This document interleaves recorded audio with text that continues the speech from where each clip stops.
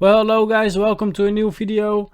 Today the video is about the champion of the world. He was the champion of the world. Well, yeah, if you're not subscribed yet, I would say subscribe, and let's watch the video together. Wait, one pair does not know. Striking the face, okay. But this story is beyond boxing. We hope you benefit from this message. Meet Billy the Kid DIB, two-time featherweight and super featherweight champion of the world and an international boxing sensation. Yet despite all the glitz and glamour that comes along with being a former two-time world champion, there's an untold story that Billy hides behind his all-too-familiar smile. We sat down with him to uncover the painful hidden truths of what it means to be a former champion of the world. Sure. To many, becoming world champion is an accomplishment like no other, and to Billy, this was no different. Tell me about the moment you became world champion for the first time. I could not believe it. It's like that moment had finally come, like I was now champion of the world. It was like, for me, it was like, oh my, it's such a proud moment because my brother's gonna go to school now and tell his friends that his brother's a champion of the world. I remember this one moment where I got up on the corner post and I told him to give me the belt, and the crowd was all in, and I put the belt up like that and the whole crowd just erupted like, yeah. And I was like, champion of the world, you know what I mean? Two-time champion of the world in the history books. To be crowned world champion twice is a feat not many can attest to, but for Billy, it was a dream to... I see 4 belts. 1, 2, 3, 4. So yeah. And reality. So can we hold that now? Yeah, Or 5. Sure. I'm sorry, I didn't see the on top one. Oh, no doubt. So this is it right here. You got the leopard skin and all, haven't you? Yes, another Let's one. put it on. Let's put it on. So that's it. That's the bad boy. That's right there, right there. But yeah, this was everything I worked so hard for. You see, ever since Billy was a young boy, he dreamed of being champion of the world. Not for the fame and the riches, but more so for the love of the sport. When I started boxing at a young age, it was all about the trophies and the belts. It was never about money. But after winning the championship for himself, his gaze swiftly shifted to the luxurious and lavish lifestyles of those who had preceded him. I grew up watching people like Oscar De La Hoya, Shane Mosley, Prince Nassim, Mike Tyson, guys that had gone on to become multi-millionaires of their sport, like right? And I was hanging out with these people. I was in their cars, their Ferraris, their Lamborghinis, their Maybachs, their Rolls Royces, and I'm thinking to myself, that's gonna be me one day. An So yeah, he lived the life for many people. expectation that was in fact about to go into overdrive after he crossed paths with one of the biggest names in the boxing world. I saw Floyd Mayweather when I was in America on a holiday, and I seen him. I said, "Hey Floyd." He goes, "Yeah, champ, what's up?" I said, "I'm champion of the world now." And he said, "We'll be in touch." That's all he said, "We'll be in touch." This short encounter soon led him to being invited to join forces with one of the biggest boxing teams in America, TMT Promotions, otherwise known as the Money Team. 50 Cent and Floyd Mayweather have forged this company called TMT Promotions, and then they want to sign you up. I was like, man, my life is about to change now. So I get there, we're hanging out with 50 Cent now. Rolls Royces, Lamborghinis, 5-star restaurants, the best hotels. Like, I'm telling you, I'm walking through the lobby areas with 50 Cent, like right next to me, and people saying, "Oh, there goes 50 Cent and Drake." And he's like, "That's not Drake, that's Billy the Kid. That's the IBF champion of the world." The thought of rolling with some of the biggest names in the boxing and entertainment world was a fantasy he had only ever dreamt of. These guys are the best at what they do. They know how to make money, and I want to join the team and I want to make some money too. When I was signed to 50 Cent, the only thing that I had in my head was, I'm gonna buy a Ferrari, I'm gonna buy a Lamborghini, I'm gonna do this and I'm gonna do that. Yeah, you see what he's saying?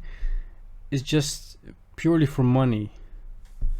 I want to buy this, I want to have this, I want to have that. Yeah. I spent the money before I even got it in my mind. You were Wallah. shopping already. Wahayat Allah. I was looking at cars like I was gonna buy them tomorrow. Yet as pretty as it all seemed from the outside, Billy soon found himself fighting his own internal moral dilemma. Being around these people was like ghadab, you know what I mean? Like being around 50 Cent and who I thought, man, this is gonna be amazing. I'm hanging around with 50 Cent, you know what I mean? Biggest rap star in the game at the moment and all that. Wallah, it became like ghadab. Things that he wanted me to be involved in, which I never took part in, you know, coming to his parties and I never took any part of that. And I think because I never took part in any of that, he didn't gravitate, or I didn't gravitate towards him because of that situation, you know? Already struggling to fit in, Billy's term with TMT was soon to fall off course, following an internal conflict, causing TMT promotions to eventually split. To make matters worse, this was all happening right before a major world title fight Billy was preparing for. 50 Cent, he says to me, oh look, I'm not gonna be able to pay you the money that I promised you and whatever, and I'm like, he's doing this to me the day before the fight, playing with my head, you know what I mean? Like, I kind of felt like he was against me, you know what I mean? Like he was working against me. Well, the next day the fight is on. I ring up my mum on the way to the venue and I said, hey mum. She said, yeah. I said, don't watch the fight tonight. And just like that, his short-lived dream soon came to an end. But as difficult as this was for him to stomach, nothing could prepare him for the major fight he was about to face back home after receiving a call from his wife. I'll never ever forget it. I'm sitting in the lounge room and my mum is standing directly in front of me and I get this phone call from Sarah. She goes, hey, what are you doing? I said, nothing. She goes, oh, where are you? I said, I'm at home. She goes, oh, are you sitting down? I said, yeah. She goes, oh, okay, cool. I just want to let you know, I got cancer. Sure. I said, what? She goes, I've got cancer. And I was like, you're joking. And then she just burst into tears, started crying. And I was like to my mom, I go, she's got cancer. And my mom's like, oh my God. 2 months and 10 days later, his wife sadly passed away, leaving Billy. So wait, he was the world champion, not the world heavyweight champion. He has all the money, is everything he wants, everything he desires. He loses the championship, and after that directly his wife gets cancer and dies. SubhanAllah. That's Billy grief-stricken and at the lowest. So life is never easy. It's never always uphill, as you can see. Point in his life. I'm so confused. Tell me what's happened. So many voices in my head. The saddest part I remember of this whole experience was I remember her father. It's like he said to the doctor, he goes, his exact way of doing it was like, what do you mean? What do you mean? What is it, money? You guys need money? Because I have money, I could do whatever you want, you know? And they were like, sir, it's got nothing to do with money or anything. Yeah. We've done everything we can for Sarah and, you know, we don't think she'll be with us much longer. And the only thing going through my mind was, what good is money now? He never expected the love of his life to be What's good money now? Yeah. taken away so soon. Yet just as Allah gives, Allah takes away. And it was a lesson that Billy learnt the hard way. Yeah, sometimes you have to learn it the hard way. Yeah. The trauma that came after that is something that I wish I could turn the clock back on, you know what I mean? Because there was so much trauma that came after that point of her death, you know, like things like that I experienced, you know, like for the first time I actually went into a grave and buried Sarah. And I was just thinking, man, how did this happen? Yeah.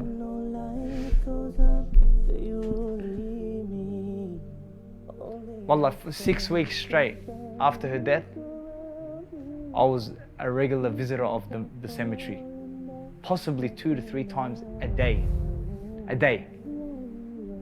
And I wouldn't tell anyone I was going there. I would just go there and sit there by myself. Dealing with this loss was no doubt the biggest fight Billy had seen in his career thus far. Yet by turning to his religion and reviving his connection with Allah, he was able to make it through.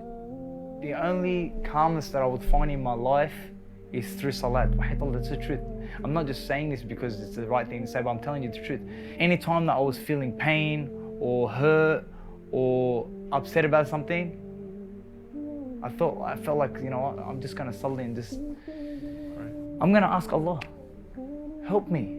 Take this sorrow away from me. Help me. And after Sarah's death, wallah, the sorrow lasted for a long time. How has being a Muslim helped you throughout your life? I believed strongly because my father had instilled us that nothing in your life happens without the will of Allah subhanahu wa ta'ala. And everything that you face is a test, and any calamity that you face is just a test, and it's just about doing your best to come out better on the other side. It's a test, everything's a test. And Sarah's death was a major test for me. Losing fights was a big test for me. And I just felt like I got through them because, you know, because I remained steadfast and I stayed on my belief that khalas, this is what Allah had willed for me. You see, all along, Billy thought being world champion would promise him a life of riches and happiness. Yet through his roller coaster of a journey, he has slowly come to realize the bitter reality. And you know what I used to say? Just this preparation for a lifetime of happiness. Because I believe A lifetime of happiness. that this belt was going to bring me a lifetime of happiness. And then Allah showed you. The happiness doesn't come through a title, you know what I mean? Comes from Allah. That's right. You know what I mean? As a boy, Billy used to spend his Yes, day. some people believe you have $1 million or $10 million or whatever. A lifetime of happiness. He's praying to be champion of A lot of people want to try it for themselves. the world. Yeah. Yet today, he prays for something completely different. What do you pray for now? I'll tell you what I pray for. I pray that Allah subhanahu wa ta'ala takes me while He's pleased with me. Because I know that this life is not promised. And we could be days, months or years away from death. And I just pray that Allah subhanahu wa ta'ala keeps me steadfast and takes me only when He is pleased with me. Because this dunya means nothing. It really doesn't. You know what? You just do the best you can, inspire as much as you can, fear Allah as much as you can, and hope for Allah to take you in a time when you're ready.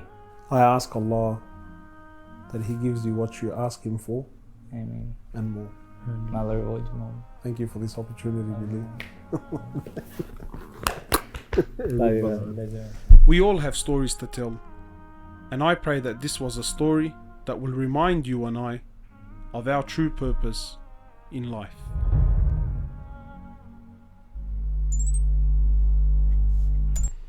So yeah, this was the video. What do you guys think? Do you guys think that a lifestyle like this, when you have a lot of money, will give you happiness and a lifetime of happiness and everything you want, you desire? Yeah guys, what do you think? If you're not subscribed yet, subscribe to the channel. If you want me to watch a video, in the comment section. And yeah, see you in the next video.